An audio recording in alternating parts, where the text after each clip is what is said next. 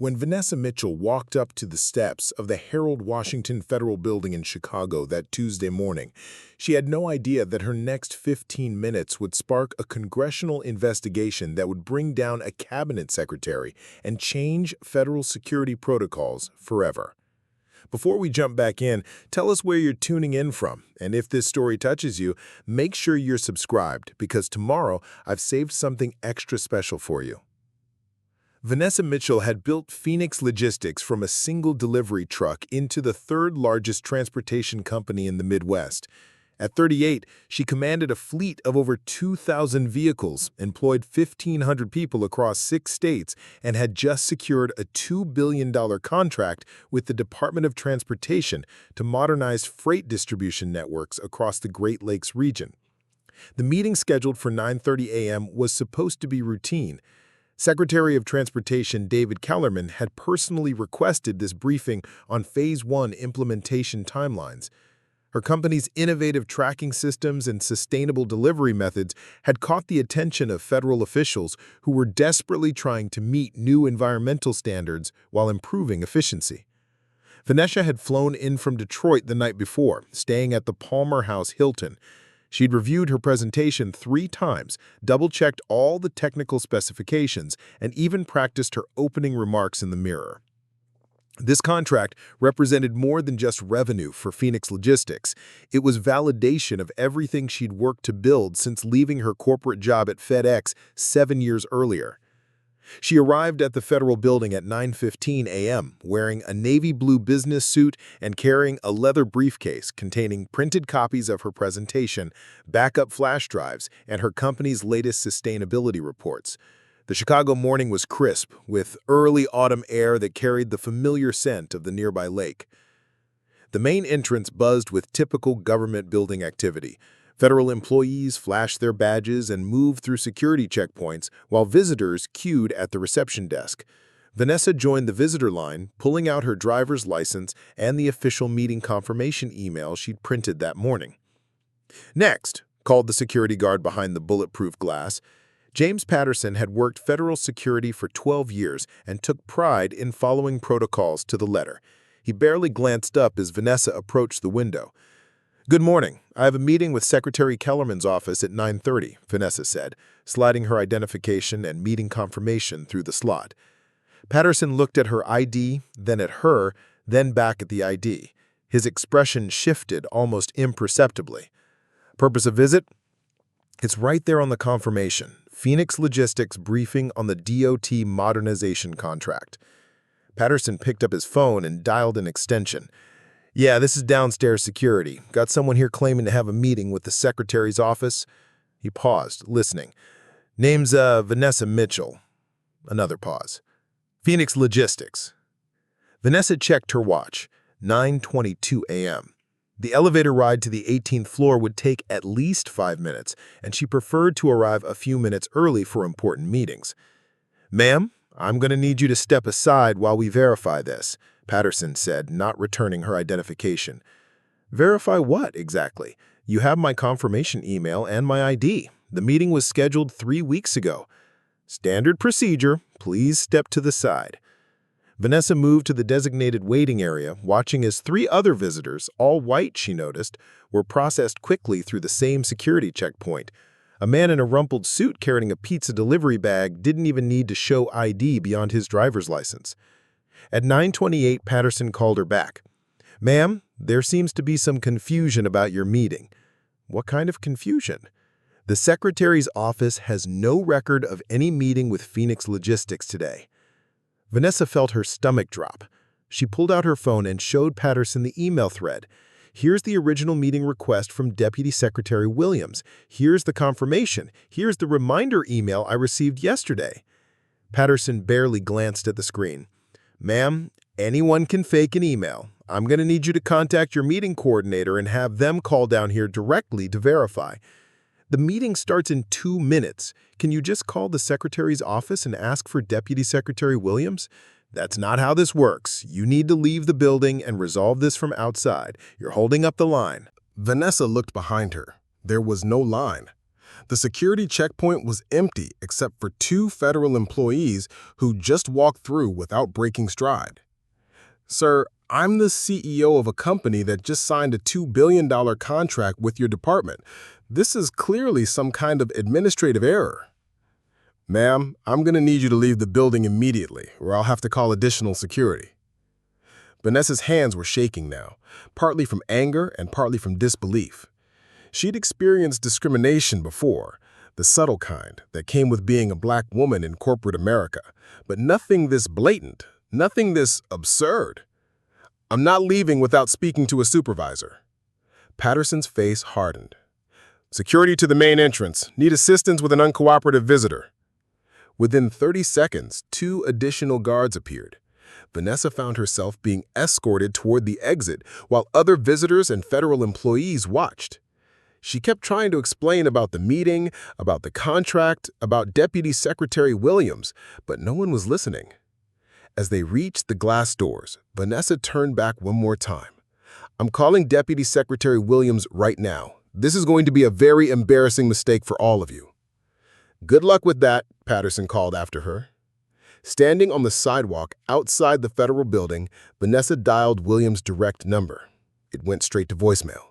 She tried the main DOT number and was transferred 3 times before reaching someone who claimed to know nothing about any meeting. What Vanessa didn't know was that Secretary Kellerman had canceled the meeting the previous evening, instructing his staff to notify Phoenix Logistics. The notification email had been sent to an outdated address in their system, one that Phoenix Logistics had stopped monitoring 6 months earlier. Deputy Secretary Williams had assumed the meeting was canceled by mutual agreement. What Patterson didn't know was that Vanessa Mitchell wasn't just some random person trying to gain access to a federal building. She was the CEO of a company that employed more people than some small towns, whose tax contributions supported federal programs, and whose transportation innovations were being studied by logistics experts worldwide.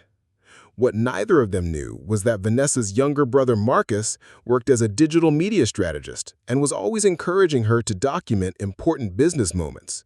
She'd started a live stream on her phone the moment Patterson began questioning her credentials, initially thinking she might capture some interesting behind-the-scenes footage of federal buildings for her company's social media. Instead, she'd captured something entirely different.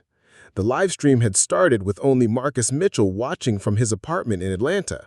Vanessa's brother had gotten into the habit of tuning into her business activities whenever she remembered to hit the record button, partly out of genuine interest and partly because he was always looking for content ideas for the digital marketing campaigns he ran for tech startups. But within minutes of Vanessa being escorted from the federal building, Marcus realized he was witnessing something significant. He immediately began screen recording the stream and sharing clips across his social media networks with hashtags like Federal Building Denial and Black CEO Blocked. The footage was compelling in its rawness. Vanessa's calm professionalism contrasted sharply with the increasingly aggressive tone of the security guards. Her attempts to show documentation were met with dismissive gestures. The visual of a well-dressed businesswoman being physically escorted from a government building while other visitors moved freely through the same checkpoint created an immediate emotional impact. Marcus's first post gained traction when it was retweeted by Jasmine Carter, a civil rights attorney with 50,000 followers, who happened to be online during her lunch break. Jasmine added her own commentary about patterns of discrimination in federal facilities and tagged several journalist contacts. By 11 a.m., the hashtag Vanessa Mitchell was trending in Chicago. Local news stations began picking up the story after their social media managers noticed the surge in engagement. Channel 7's investigative reporter, Patricia Santos, was the first to make the connection between the woman in the video and Phoenix Logistics. She'd covered transportation industry stories for 8 years and immediately recognized the significance of a DOT contractor being denied access to a federal building.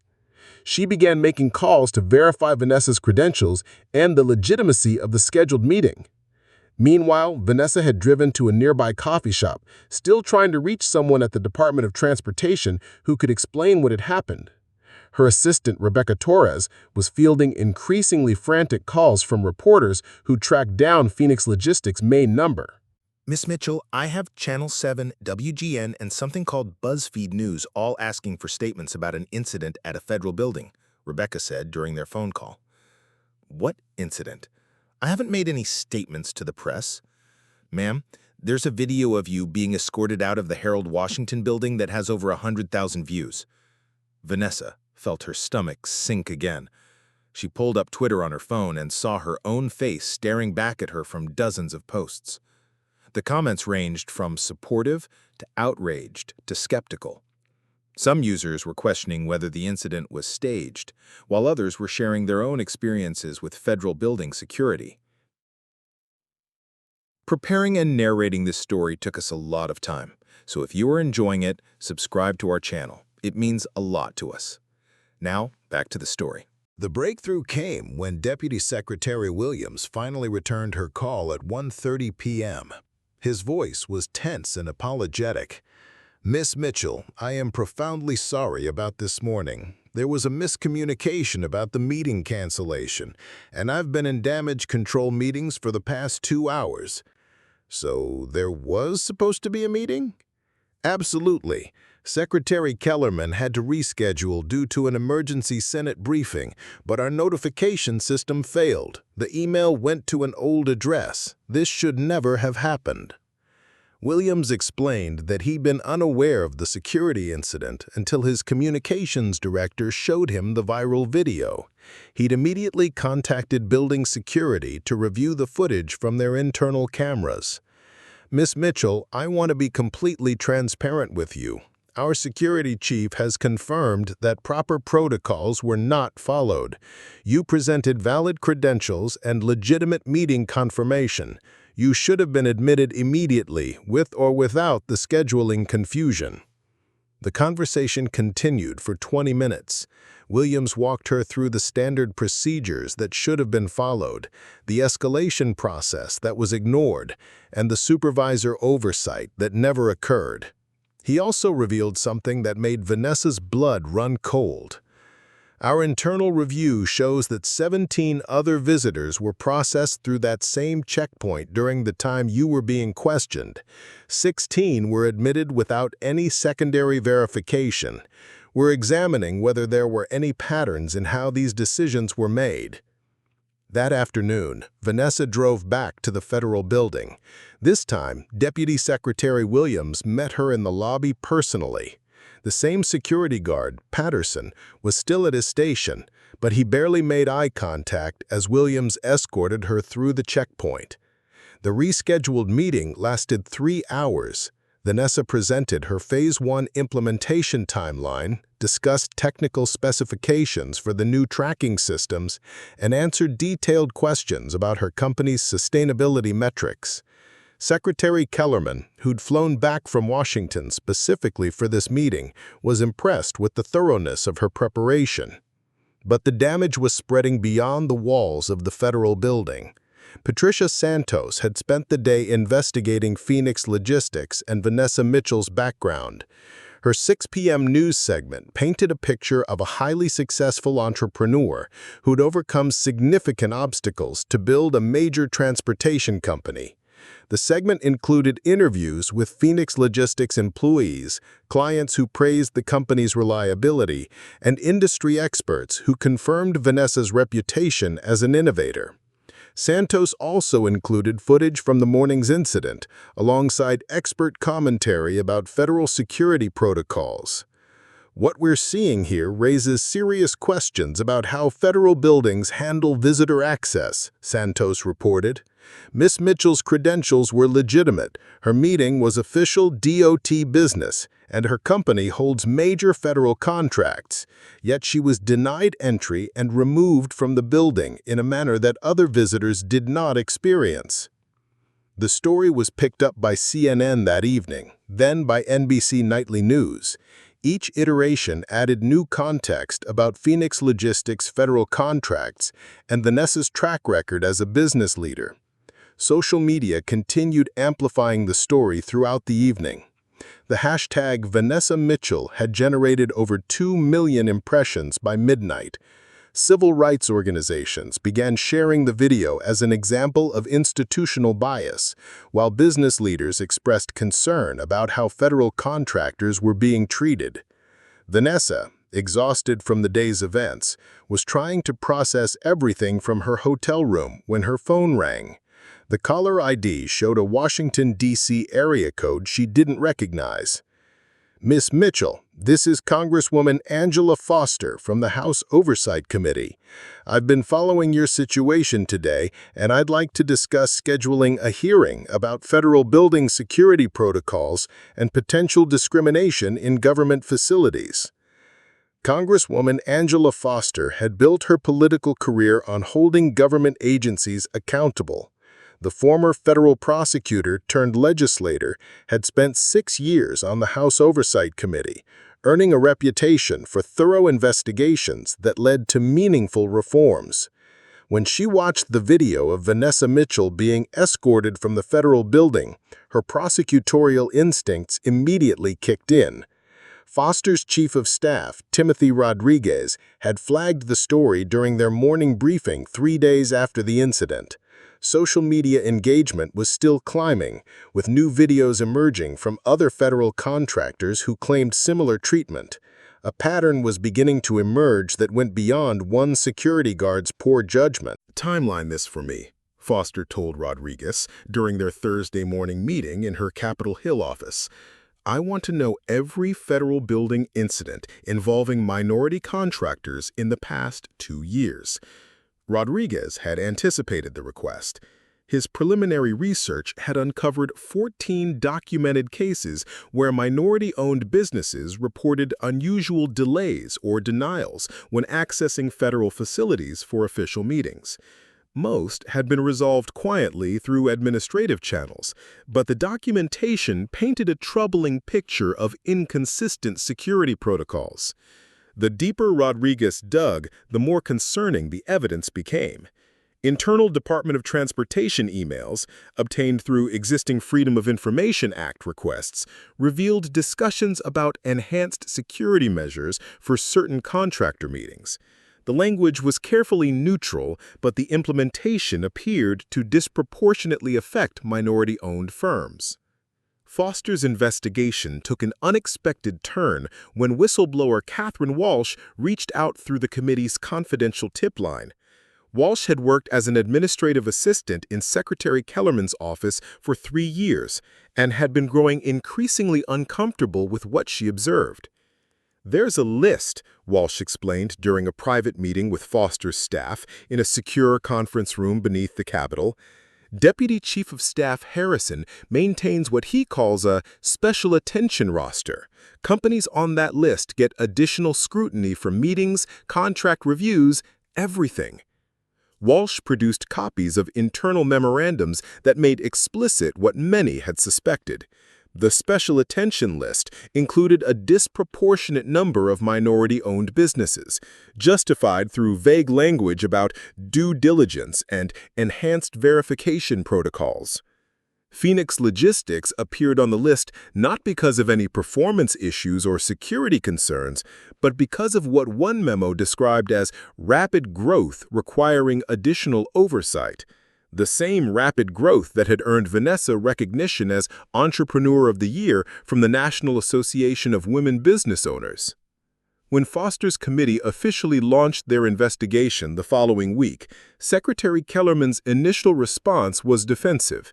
During his first appearance before the committee, he characterized the security incident as an isolated mistake by building personnel outside his direct control. Congresswoman Foster, I want to be absolutely clear that the Department of Transportation values all of our contractors equally. Ms. Mitchell received an apology, her meeting was rescheduled, and we've reviewed our communication protocols to prevent similar scheduling confusion. Foster wasn't satisfied with surface-level explanations. She pressed Kellerman about the special attention list, citing specific memorandums that contradicted his claims about equal treatment.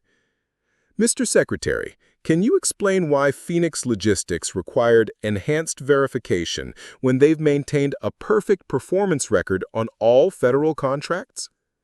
Kellerman's discomfort was visible as he consulted with his legal counsel before answering. Congresswoman, I would need to review the specific documents you're referencing before providing detailed commentary. I'm sure you would, Foster replied dryly. Let me ask a simpler question. How many white-owned businesses appear on your department's special attention list? The hearing room fell silent as Kellerman again conferred with his advisors. His eventual answer, that he didn't have those statistics readily available, became a viral soundbite that dominated news coverage. Behind the scenes, pressure was mounting within the transportation department. Career civil servants who had implemented the special attention protocols began requesting transfers or early retirement. The department's general counsel, Maria Santos, was conducting her own internal investigation and had already recommended suspending several politically appointed officials. The breaking point came when investigative journalist Michael Chen published a comprehensive analysis in the Washington Post, connecting the federal building incident to a broader pattern of discriminatory practices. Chen had obtained internal DOT communications showing Deputy Chief of Staff Harrison had personally reviewed and approved security protocols for minority contractor meetings. Harrison's emails revealed an explicit bias that couldn't be explained away through administrative error or miscommunication. In one particularly damaging message, he wrote, "We need to ensure these rapid growth minority firms are legitimate operations, not just diversity front companies taking advantage of federal preferences." When Harrison was subpoenaed to testify before Foster's committee, his appearance created a political firestorm. Unlike Kellerman's careful deflections, Harrison was combative and unapologetic. "I make no apologies for ensuring federal contracts go to legitimate businesses. The taxpayers deserve thorough vetting of all contractors, regardless of their ownership demographics." Foster immediately seized on the language. Mr. Harrison, do you apply the same thorough vetting to all contractors or specifically to minority-owned firms? We apply appropriate scrutiny based on risk factors. What risk factors? Phoenix Logistics has a perfect performance record, employs 1,500 people, and has never had a contract dispute. What exactly makes them high risk? Harrison's inability to articulate specific risk factors beyond company demographics created another viral moment. His testimony was particularly damaging because it revealed the mindset driving the discriminatory policies. The political implications became clear within hours of Harrison's testimony. Democratic members of Congress began calling for Kellerman's resignation, arguing that he had failed to prevent or address systematic discrimination within his department. Republican members, initially supportive of Kellerman, began distancing themselves as the evidence mounted. Vanessa had watched the hearings from her Detroit office, feeling increasingly surreal about her role in a national political controversy. Her initial goal had simply been attending a routine business meeting. Now she was fielding interview requests from major networks and being cited in congressional testimony. The media attention had unexpected consequences for Phoenix Logistics.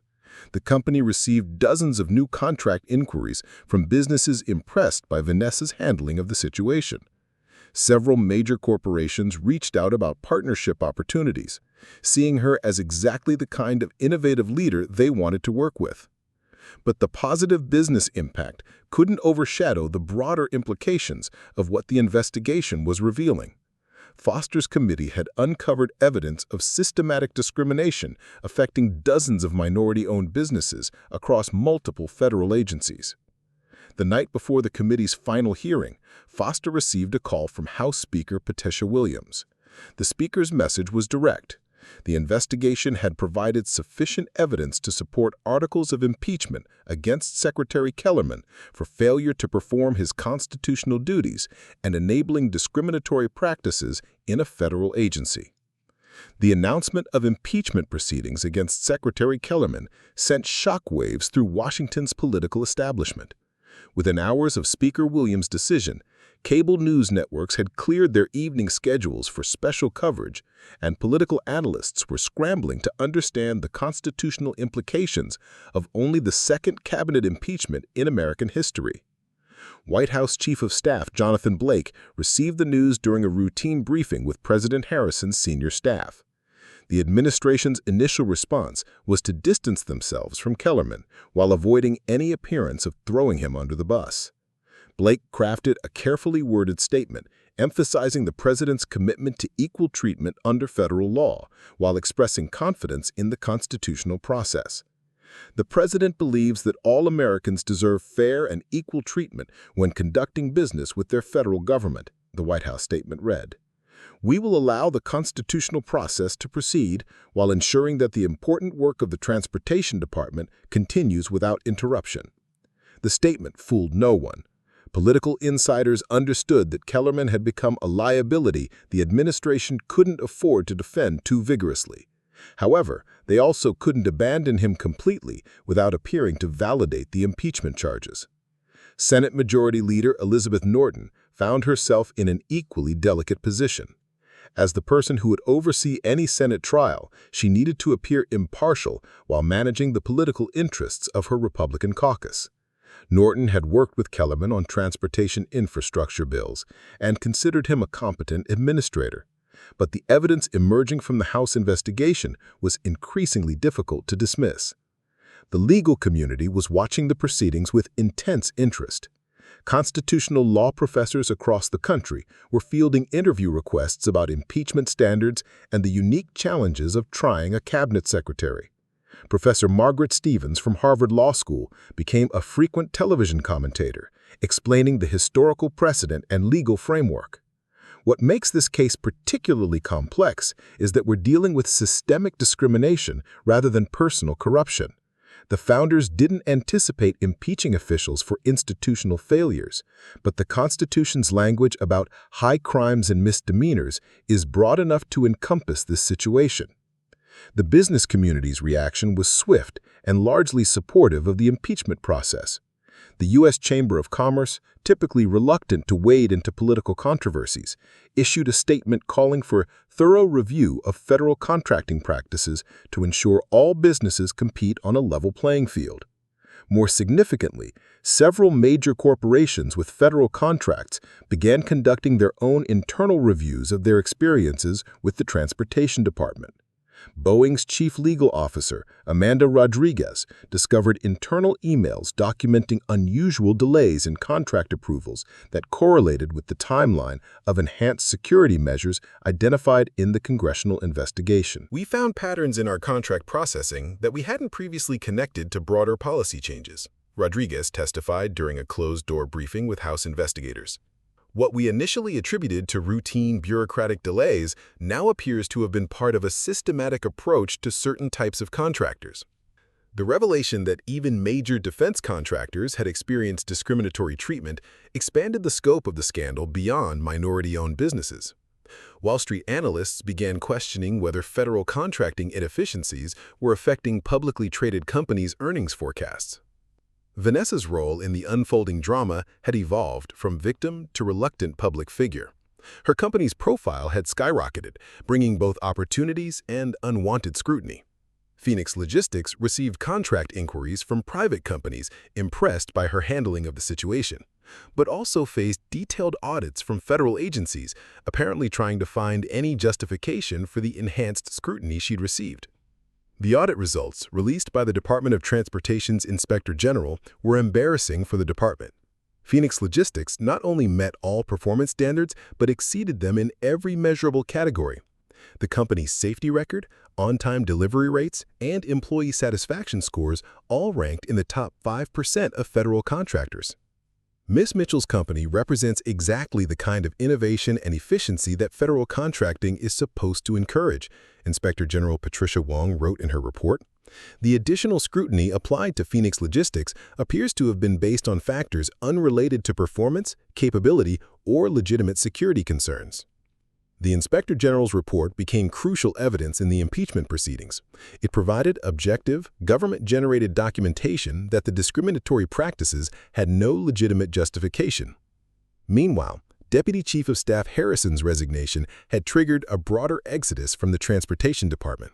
7 senior officials submitted resignation letters within 2 weeks, including the department's general counsel and the director of contract oversight. The departures created operational chaos just as the department was trying to manage the political crisis.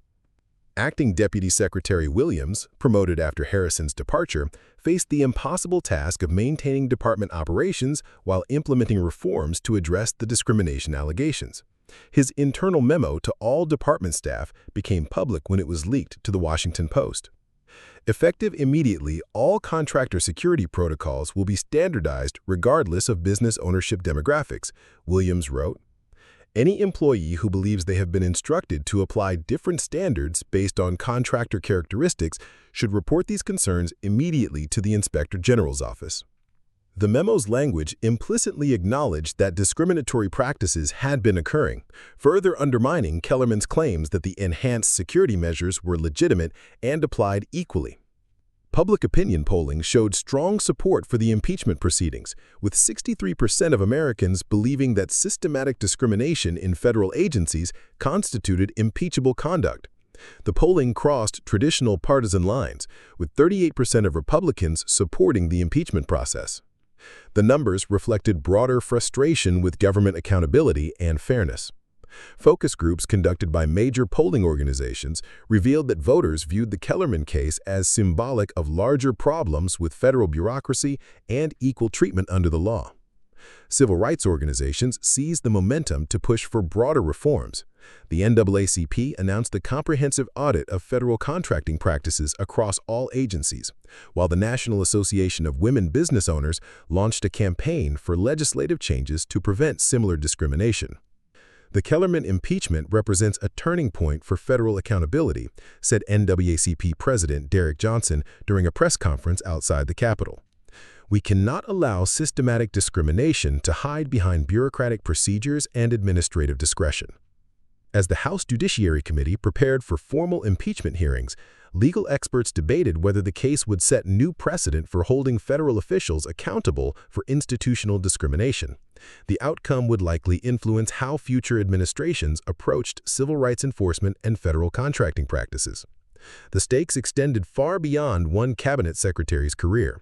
The impeachment process was testing whether American democratic institutions could effectively address systemic bias within the federal government itself. The Senate chamber had been transformed into a courtroom unlike any seen in modern American history.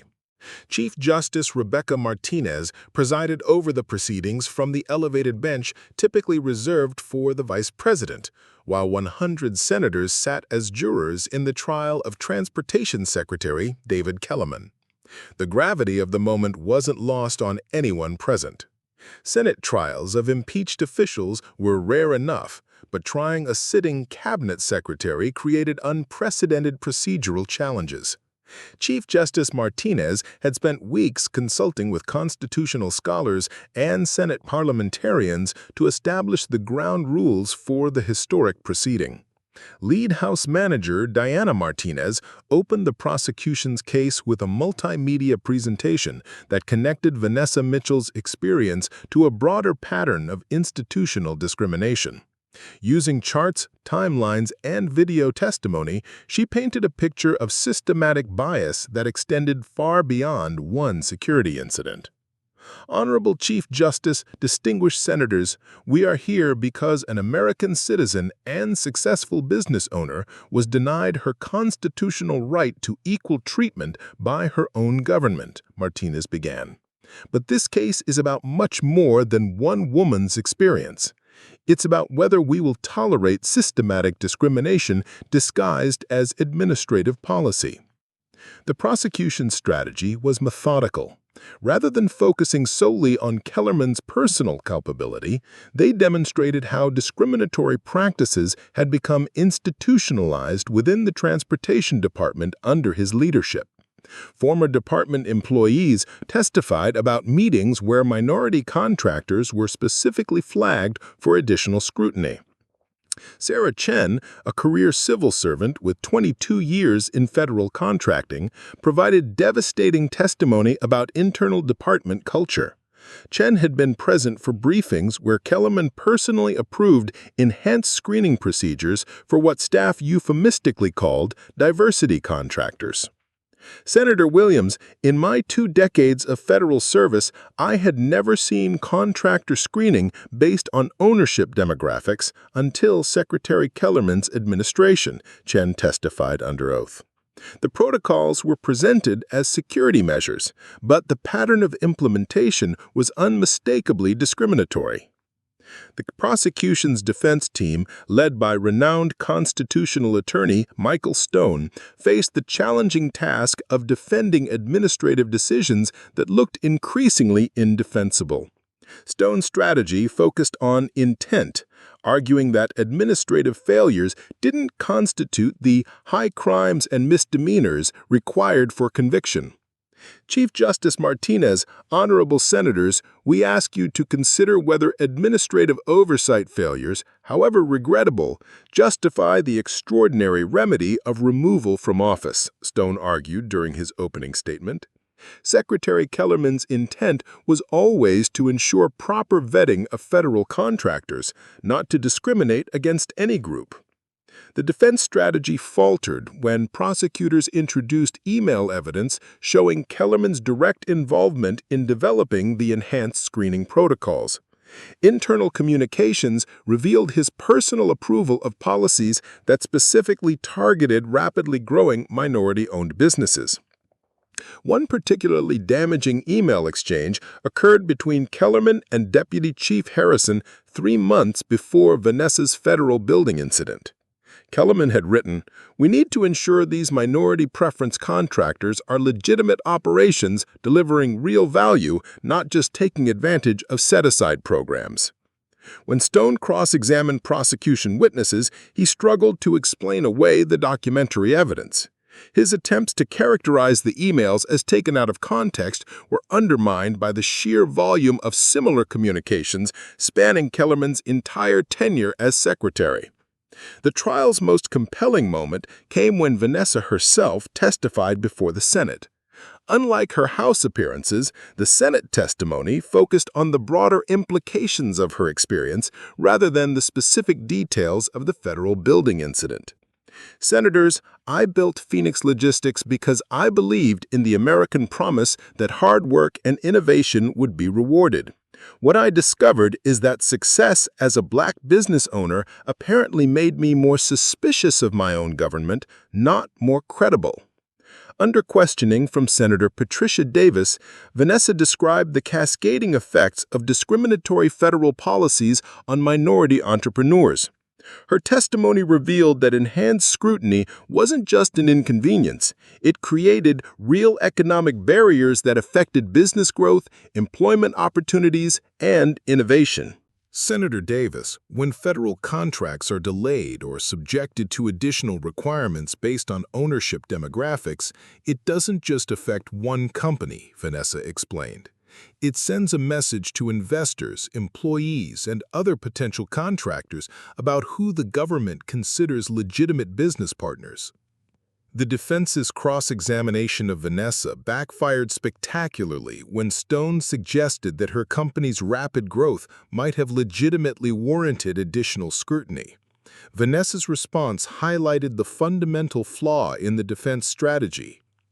"Mr. Stone, my company grew rapidly because we innovated better delivery methods and maintained perfect safety records. Are you suggesting that success should make minority-owned businesses more suspect rather than more valued?"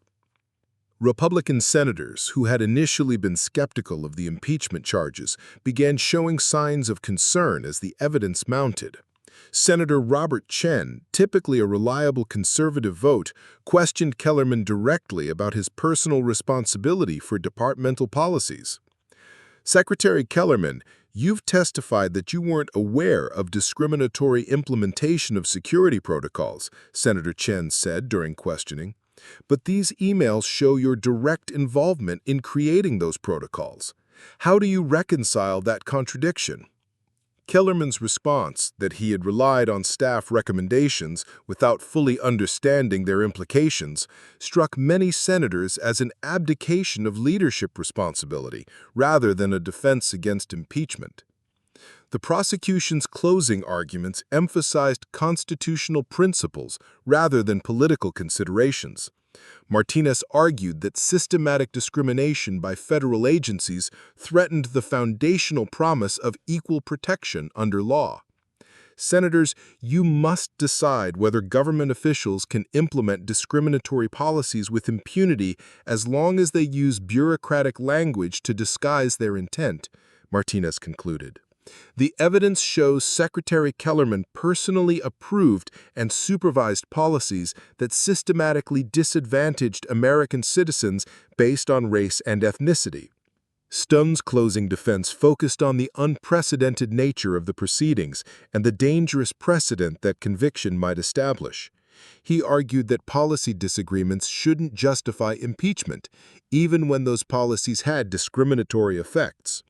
Senators, removing a cabinet secretary for administrative failures, however serious, fundamentally changes the balance of power between Congress and the executive branch, Stone argued. The remedy for policy disagreements is legislative action and electoral accountability, not impeachment.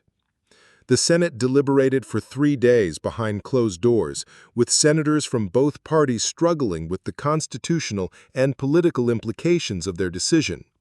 Unlike criminal trials, Senate conviction required a 2/3 majority, 67 votes, making the outcome uncertain despite the strength of the evidence. As senators prepared for the final vote, the nation watched with unprecedented attention to a cabinet impeachment trial. The outcome would determine not only Kellerman's fate, but also establish crucial precedent for holding federal officials accountable for systematic discrimination. The Senate chamber fell into absolute silence as Chief Justice Rebecca Martinez called for the final vote. After 3 days of closed-door deliberations, the moment that would determine Secretary David Kellerman's fate had arrived. The constitutional requirement of a 2/3 majority meant that at least 67 senators needed to vote for conviction, a threshold that had seemed uncertain throughout the trial. Senate Majority Leader Elizabeth Norton had spent the deliberation period conducting private conversations with members of her Republican caucus. The evidence presented during the trial had clearly troubled several conservative senators who typically defended executive branch officials against congressional overreach. The vote proceeded alphabetically by state. Senator Lisa Adams of Alabama cast the first vote, guilty. The pattern continued as Democrat after Democrat voted for conviction while most Republicans voted not guilty. But the crucial swing votes came from unexpected sources. Senator Robert Chen of Arizona, a conservative Republican with a strong record of supporting law enforcement and security measures, surprised the chamber by voting guilty. His brief explanation resonated through the chamber. "I cannot vote to excuse systematic discrimination implemented under the guise of legitimate security protocols." Senator Margaret Foster of Colorado followed with another Republican vote for conviction. The evidence shows a clear pattern of unconstitutional discrimination that violates fundamental American principles, she stated before casting her vote. As the roll call continued, the vote count remained tantalizingly close to the 67 needed for conviction. By the time Chief Justice Martinez reached the final names, the tally stood at 65 guilty votes with 3 senators yet to vote. Senator Patricia Williams of Wyoming, a moderate Republican facing re-election in a competitive state, had been considered a swing vote throughout the proceedings. Her decision would likely determine the outcome. After careful consideration of the constitutional standards for impeachment and the evidence presented in this trial, Williams said, her voice carrying clearly through the hushed chamber, "I vote guilty." The chamber erupted in murmurs as senators and observers realized that conviction now required just one more vote from the final two senators. Senator James Rodriguez of Wisconsin, another moderate Republican, faced an excruciating decision that would either convict or acquit the transportation secretary. Rodriguez had built his political career on supporting business development and federal efficiency. The evidence that discriminatory policies had actually hindered qualified contractors clearly troubled him. After a long pause, he delivered the decisive vote, guilty. The final senator, Democrat Catherine Walsh of Vermont, cast the 68th vote for conviction, sealing Kellerman's fate. Chief Justice Martinez announced the historic verdict. The Senate has voted to convict David Kellerman on the charges of high crimes and misdemeanors by a vote of 68 to 32. Mr. Kellerman is hereby removed from office. The aftermath was immediate and far-reaching. Kellerman became only the second cabinet secretary in American history to be convicted and removed through impeachment. Within hours, the White House announced that Deputy Secretary Williams would serve as acting transportation secretary while the administration searched for a permanent replacement. Kellerman's removal triggered automatic disqualification from holding future federal office, ending a 30-year career in government and transportation policy. His brief statement following the vote was notably unrepentant. "I maintain that my actions were taken in good faith to protect federal contracting integrity. History will judge whether political correctness or legitimate security concerns should take precedence in government operations." The statement drew immediate criticism from civil rights leaders and even some Republicans who had voted for acquittal. Senator Chen, whose surprise vote for conviction had helped seal Kellerman's fate, issued a sharp response. "Systematic discrimination is not political correctness. It's a violation of constitutional principles that every federal official swears to uphold." For Vanessa Mitchell, watching the proceedings from the Senate gallery, the conviction brought a complex mix of emotions. The journey from a denied entry to a federal building to the impeachment of a cabinet secretary had consumed nearly a year of her life and fundamentally changed her relationship with the federal government. "I never wanted to become the face of a constitutional crisis," Vanessa told reporters outside the Capitol following the vote. "But I'm grateful that our democratic institutions proved capable of addressing systematic injustice when it was exposed to sunlight." The immediate policy consequences were substantial. Acting Secretary Williams announced comprehensive reforms to federal contracting procedures within 24 hours of taking office. The new protocols established uniform security clearance procedures for all contractors, regardless of ownership demographics, and created an independent oversight office to monitor compliance. Congress moved quickly to codify these reforms through legislation. The Federal Contracting Equality Act, introduced by Congresswoman Foster within a week of the conviction, passed both chambers with bipartisan support and was signed into law by President Harrison 6 weeks later. The law required annual audits of federal contracting practices, established whistleblower protections for government employees who reported discriminatory practices, and created monetary penalties for agencies found to be implementing biased policies. Corporate America responded positively to the reforms. The Business Roundtable, representing CEOs of major corporations, issued a statement praising the new oversight mechanisms.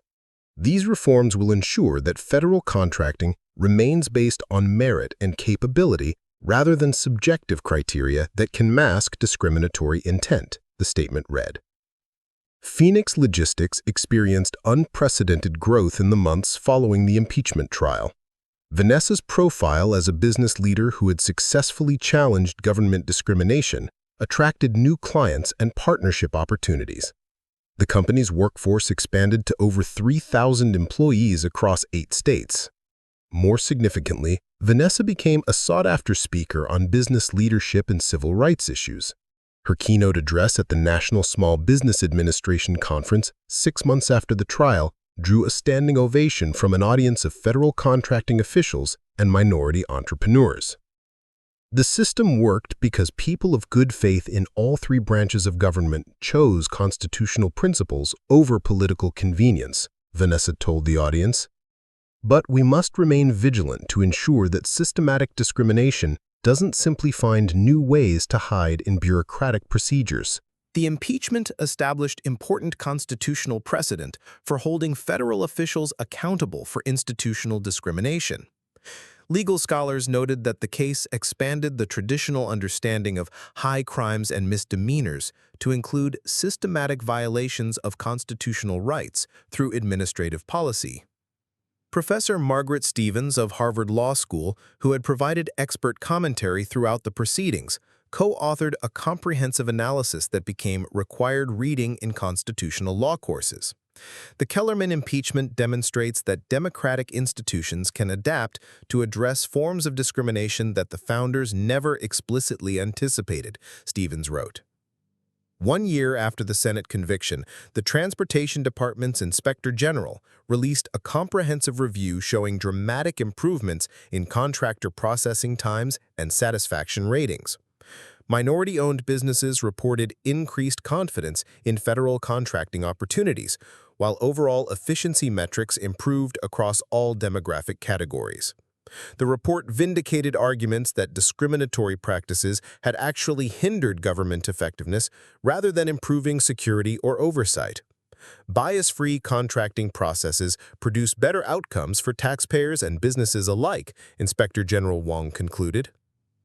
As Vanessa reflected on the extraordinary journey that began with her denial of entry to a federal building, she recognized that her experience had revealed both the persistence of institutional discrimination and the capacity of American democracy to address systematic injustice when citizens demand accountability. The story that started with one woman being escorted from a government building had ended with historic constitutional precedent, comprehensive policy reform, and renewed faith in the possibility of equal justice under law. 10 years had passed since Vanessa Mitchell's livestream from outside the Harold Washington Federal Building had gone viral, and the America of 2035 bore little resemblance to the country where systematic discrimination could hide behind administrative procedures. The transformation had been so comprehensive that younger Americans struggled to understand how government agencies had once operated with such blatant bias embedded in their daily operations. The Mitchell Presidential Library and Museum, established in Chicago just blocks from where her journey began, had become one of the most visited civil rights landmarks in the nation. Unlike traditional presidential libraries, this institution was dedicated to the power of ordinary citizens to catalyze extraordinary change through democratic institutions. The museum's centerpiece was an interactive exhibit allowing visitors to experience the decision-making process that led from one denied entry to the impeachment of a cabinet secretary. Dr. Angela Foster, the former congresswoman who had led the initial investigation, now served as the museum's director. Her perspective on the case had evolved from that of a prosecutor seeking accountability to that of a historian studying democratic transformation. What we've learned over the past decade is that the Mitchell case wasn't just about one woman's experience or even about transportation policy, Foster explained to a group of international visitors during a recent tour. It was about whether American democracy could evolve to address forms of discrimination that previous generations hadn't fully recognized or addressed. The museum's archives contained over 50,000 documents related to the case and its aftermath, including personal correspondence, government memoranda, and social media posts from citizens across the country who had been inspired to document and challenge their own experiences with institutional bias. These materials had become invaluable resources for researchers studying how social movements emerge and succeed in the digital age. The international delegation visiting that day included representatives from 12 countries implementing their own versions of institutional accountability reforms. South Africa's Truth and Reconciliation Commission had studied the Mitchell case extensively while developing new approaches to addressing systematic discrimination in post-apartheid institutions. Brazil's federal government had adopted similar oversight mechanisms for government contracting, after their own scandals involving bias against Afro-Brazilian businesses. Minister of Justice Carolina Santos from Brazil had become one of the most vocal international advocates for the Mitchell model of institutional reform. Her country's implementation of similar oversight mechanisms had reduced contracting disparities by over 60%, while improving overall government efficiency. The American impeachment showed us that democratic institutions possessed powerful tools for enforcing equality that many of us had never considered, Minister Santos explained during a bilateral conference on civil rights enforcement. Brazil has adapted these principles to address racial discrimination in government hiring, university admissions, and business licensing with remarkable success. The ripple effects had extended far beyond government operations into the private sector, where corporate leaders had embraced transparency and accountability measures that would have been unthinkable before the Kellerman impeachment. The Business Ethics Institute, established by a consortium of Fortune 500 companies, had developed comprehensive training programs based on lessons learned from the Transportation Department's discriminatory practices. Corporate whistleblowing had increased dramatically as employees gained confidence that reporting bias would lead to meaningful reform rather than retaliation. The Mitchell Whistleblower Protection Act, passed in 2031, had created federal protections for employees who reported discriminatory practices in both public and private organizations. Jennifer Walsh, now CEO of Walsh Global Enterprises and chair of the Business Ethics Institute, had witnessed the transformation from both perspectives, as a government contractor and corporate leader. Her company's internal bias audits had become industry standard, with over 3,000 companies voluntarily implementing similar self-assessment programs. The Mitchell case taught us that addressing bias isn't just morally right, it's economically essential, Walsh explained during her keynote address at the World Economic Forum. Companies that eliminated discriminatory practices saw immediate improvements in innovation, employee satisfaction, and financial performance. Bias literally costs money. The data supported Walsh's claims. A comprehensive study by the McKinsey Global Institute had found that companies implementing post-Mitchell bias reduction protocols averaged 23% higher profits and 31% better employee retention compared to companies maintaining traditional practices. The technology sector had undergone perhaps the most dramatic transformation. Silicon Valley's notorious culture of exclusion had been challenged by a new generation of entrepreneurs who viewed diversity as a competitive advantage rather than a compliance burden. The venture capital industry had been particularly affected, with investment patterns shifting dramatically toward minority-owned startups. Marcus Mitchell had leveraged his social media expertise and family connection to the landmark case into one of the most successful venture capital firms focused on minority entrepreneurs. Mitchell Capital Partners had invested in over 200 companies founded by women and minorities, with a portfolio value exceeding $12 billion. Vanessa's case opened everyone's eyes to how much talent we were wasting through institutional bias. When we started actually looking for great ideas, regardless of who proposed them, we found incredible opportunities that traditional investors had overlooked. The educational transformation had been equally remarkable. The Mitchell curriculum, developed by education experts and civil rights scholars, was now taught in over 15,000 schools across America. The program combined constitutional law, business ethics, and social justice themes while using Vanessa's story as a framework for understanding how democratic institutions could evolve. High school students participated in mock congressional hearings, business simulation exercises, and civil rights advocacy projects that taught them both the mechanics of democratic participation and the importance of challenging institutional bias. Graduation rates in districts implementing the Mitchell curriculum had increased by an average of 18%, with particularly strong improvements among minority students. Dr. Patricia Rodriguez, the curriculum's lead developer and former Secretary of Education, had received the Presidential Medal of Freedom for her work in transforming civic education. Her research had demonstrated that students who learned about the Mitchell case were significantly more likely to participate in democratic processes and challenge discrimination in their future careers.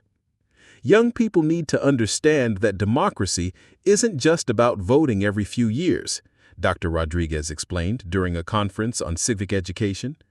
The Mitchell case teaches them that ordinary citizens have extraordinary power to demand accountability and create change through existing institutions. The legal profession had been revolutionized by the case's expansion of impeachment precedent and its emphasis on systematic discrimination analysis. Law schools reported that civil rights and constitutional law had become the fastest-growing specializations, with many graduates specifically citing the Mitchell case as their inspiration for legal careers. The Supreme Court had solidified the impeachment precedent in a landmark 2033 decision, United States versus Department of Agriculture, which applied Mitchell-derived standards to strike down discriminatory agricultural lending practices. Chief Justice Elena Rodriguez, who had been confirmed partly based on her expertise in institutional discrimination law, wrote the majority opinion establishing that systematic bias in federal programs violated constitutional equal protection principles regardless of stated policy intentions.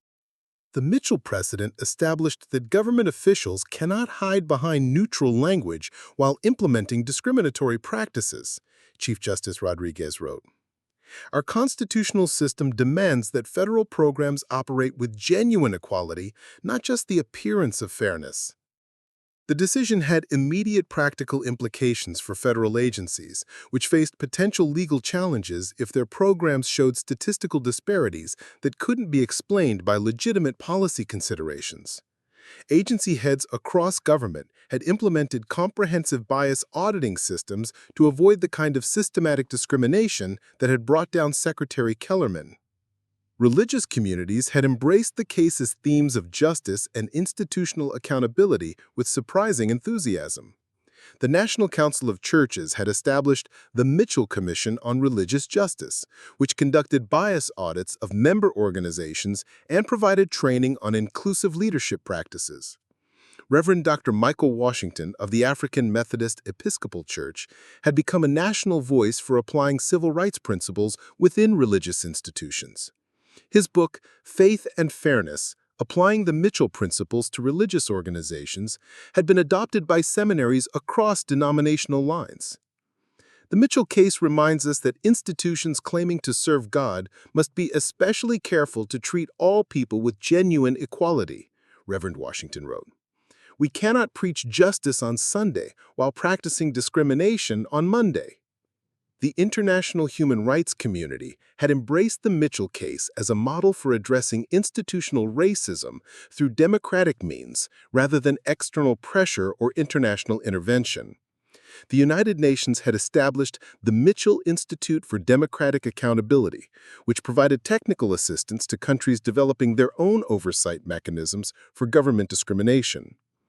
Ambassador Sarah Chen, the UN Special Rapporteur on Institutional Racism, had visited 43 countries, studying how they could adapt American-style accountability mechanisms to their own political systems. Her reports had documented successful implementations of Mitchell-inspired reforms in contexts ranging from European social democracies to emerging African democracies. The beauty of the Mitchell model is that it works within existing democratic institutions rather than requiring revolutionary change, Ambassador Chen explained during her annual report to the UN General Assembly. Countries can adapt these principles to their own constitutional frameworks while achieving similar results in reducing institutional bias. The media landscape had been transformed by the case's demonstration of how citizen journalism and social media could expose institutional discrimination that traditional reporting might miss. Investigatory journalism programs had proliferated at universities, with many specifically focused on identifying systematic bias in government and corporate operations. The Pulitzer Prize had established a new category for institutional accountability reporting, with the first award going to Patricia Santos for her decade-long follow-up coverage of discrimination reforms across federal agencies. Her work had documented both successes and ongoing challenges in implementing bias-free government operations. The Mitchell case taught journalists that we need to look beyond individual incidents to examine the systems and policies that enable discrimination, Santos explained during her Pulitzer acceptance speech. Our job isn't just to report what happened, but to help citizens understand how institutions work and how they can be changed. The sports and entertainment industries had also been influenced by the case's emphasis on merit-based evaluation and institutional accountability. Professional sports leagues had implemented comprehensive bias training for coaches, scouts, and front office personnel after studies showed persistent disparities in player evaluation and management opportunities. The National Football League's adoption of the Mitchell Protocol for executive hiring has resulted in the most diverse leadership in league history, with minority representation in senior management positions increasing from 12% to 47% over 8 years. Commissioner Angela Davis, the first Black woman to lead a major professional sports league, credited the Mitchell case with providing the framework for meaningful change rather than symbolic gestures. Sports has always claimed to be a meritocracy, but the Mitchell case forced us to examine whether our evaluation systems actually measured merit or just reflected unconscious biases, Commissioner Davis explained during a conference on diversity in athletics. When we removed barriers and biases, we found incredible talent that traditional systems had overlooked. The healthcare industry had undergone similar transformation after medical researchers documented how institutional bias affected patient care and treatment outcomes. The American Medical Association had implemented Mitchell-inspired protocols for medical education and hospital operations, leading to measurable improvements in health outcomes for minority patients. Dr. Maria Santos, Chief Medical Officer at Johns Hopkins Hospital and Chair of the AMA's Equity Committee, had overseen the implementation of bias reduction protocols that had become models for healthcare institutions worldwide. The Mitchell case showed us that bias doesn't just affect government contracting, it affects life and death decisions in healthcare, Dr. Santos explained during a medical conference on equity. When we eliminated systematic biases in treatment protocols and medical education, we saw immediate improvements in patient outcomes across all demographic groups. Phoenix Logistics had evolved into one of America's most successful multinational corporations, with operations spanning 4 continents and annual revenues exceeding $15 billion. But Vanessa had maintained the company's commitment to employee development and social responsibility that had characterized its early growth. The Phoenix Foundation, funded by the company's profits, had become one of the largest sources of funding for civil rights research and minority business development. The foundation's annual budget of over $200 million supported programs ranging from legal aid for discrimination victims to technology development for underserved communities. Vanessa's children, now adults pursuing their own careers, had grown up understanding that their family's success carried special responsibilities for advancing social justice. Her daughter, Dr. Rebecca Mitchell Chen, had become a leading researcher in institutional bias at Stanford University, while her son, David Mitchell, had founded a nonprofit organization providing legal support for whistleblowers challenging discrimination. Growing up as the children of someone who had catalyzed such significant change gave us a deep appreciation for how individual actions can have enormous consequences, Rebecca explained during a university lecture on social responsibility. We learned that success creates obligations to help others overcome the barriers that we were able to break through. The 10th anniversary commemoration had drawn over 50,000 people to Chicago, including heads of state, civil rights leaders, and ordinary citizens whose lives had been changed by the institutional reforms that followed Vanessa's denied entry.